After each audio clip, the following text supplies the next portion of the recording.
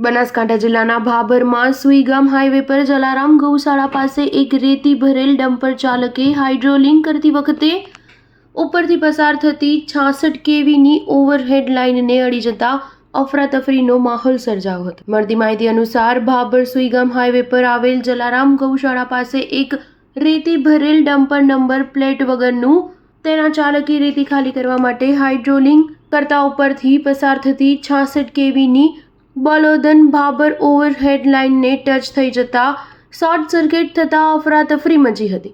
સદનસીબે મોટી જાનહાનિ ટળી હતી, જ્યારે શોર્ટ સર્કિટ થતા ડમ્પરનું એક ટાયર પણ ફૂટી ગયું હતું। જ્યારે ઘટના બાદ ડમ્પર ચાલક ત્યાંથી ડમ્પર મૂકી નાસી છૂટ્યો હતો। અત્રે ઉલ્લેખનીય છે કે જ્યાં આ બનાવ બન્યો છે તે હાઈવે વાહનોની અવરજવરથી ધમધમતો રહે અને બાજુમાં જ જલારામ ગૌશાળા આવેલી છે, તો આ ઘટનાથી જો કોઈ મોટી જાનહાનિ થઈ હોત તો જવાબદાર કોણ તેવા સવાલો ઉઠી રહ્યા છે। Star news 7 Patan.